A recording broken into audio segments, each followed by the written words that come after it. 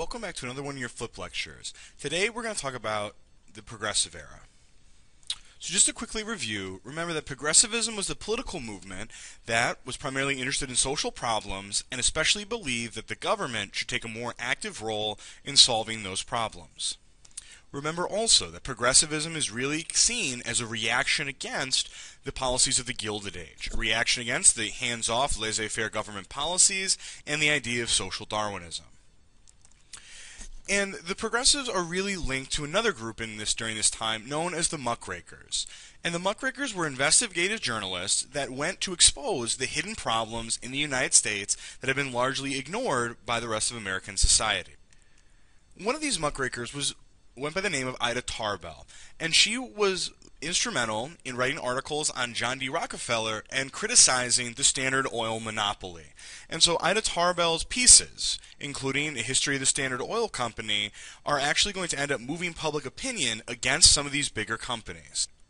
Lincoln Steffens wrote about the shame of the cities, about how political corruption in the cities also contributed to the poverty and the problems that people experienced. Jacob Riis, using a new invention, flash photography, went out to expose poverty in the slums in the cities in his book, How the Other Half Lives.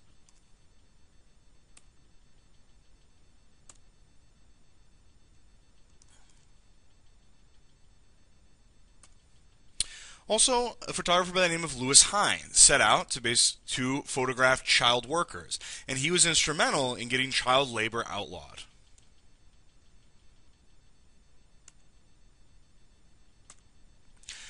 The author and journalist Upton Sinclair wrote a book called The Jungle that exposed the Chicago meatpacking industry. And so when we talk about the progressives, these are really, it's not one united group. They're actually a loose political alliance of people who care about a number of different issues, including women's rights, the effect of big business and monopolies on America, child labor, urban life in slums, as well as the idea of kind of health and safety laws, workplace safety, as well as kind of medicine and food that was healthy and safe. And the Progressive Era kind of really gets started when President William McKinley is assassinated in 1901. Now, McKinley had been elected twice, but an anarchist who was hoping to perhaps cause an overthrow of the United States government decided to assassinate William McKinley, but in his place, the Vice President Theodore Roosevelt became president. And Theodore Roosevelt was a progressive, but he was also somebody who was very driven by the idea that kind of the individual could succeed against all sorts of odds. As a child, he had been sickly and had asthma, but he lived what he called a strenuous life, and he overcame a lot of those disabilities. As a political figure, Theodore Roosevelt was known as being very, very tough. He would talk in the crowds, clap his hands very loud, and he would try to even engage individuals in the crowd who would yell things that disagreed with him. And so Teddy Roosevelt is the president who is going to take the progressive message and put it into practice.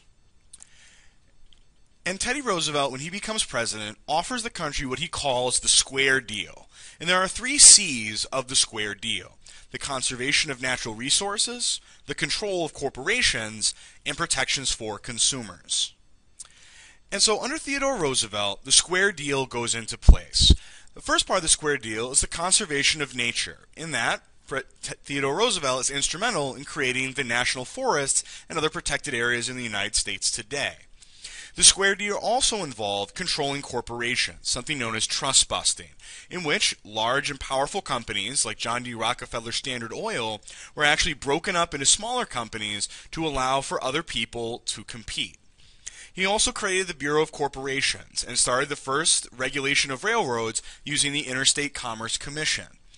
Also, under Theodore Roosevelt, the square deal included consumer protections, including the Meat Inspection Act and the Pure Food and Drug Act. So like we learned before, a trust is a group of corporations that is legally combined together to kind of form one big corporation. Theodore Roosevelt said that you must, as a country, balance the private interest of the people who own the company versus the interest of the public.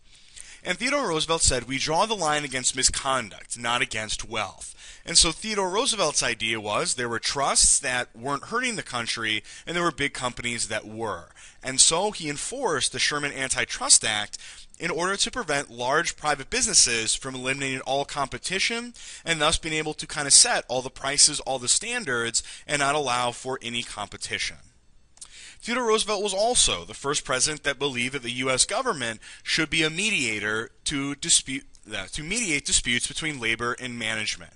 And he put the U.S. government in a position of arbitration, where basically a third party, an outside party that, the idea is that it would be fair, would create a settlement that both sides would be able to expect. Now, the government had never done anything like that. In the private sector in the economy, labor and business had always negotiated kind of on their own.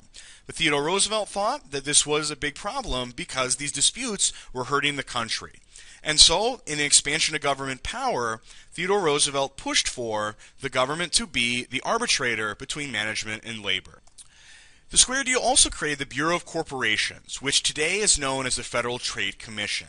And it was an investigative body created by Congress in the 1900s that had the power to investigate corporations and advise them on any illegal, suspicious practices or problems. The idea was to have a government organization overseeing the practices of businesses to make sure that they were doing everything legally and weren't doing anything that would harm the country as a whole. But again, this represents a huge increase in the amount of power that the federal government has over businesses. Consumer protection was another big part of the Square Deal, and the Meat Inspection Act and the Pure Food and Drug Act were the first real consumer protection laws, in which the federal government would inspect all meat that was sold across state lines. And it also made it illegal to falsely label food and drugs. And so the idea of consumer protection that kind of we live with today with health inspectors and all those things really doesn't start until the 1900s. And also the national parks are created by the progressives. The Antiquity Act of 1906 preserved national monuments in areas of natural beauty. And these parks that were created, you can still go see them today. It's a picture of Yellowstone. And in doing this, Theodore Roosevelt's Square Deal wanted to preserve the beauty of the United States. Because there was a legitimate fear during the age of industrialization that simply the United States would just consume all the resources and there would be no real nature left. But as you see today, there are a lot of national parks that still dot the country, and they're all still very well preserved.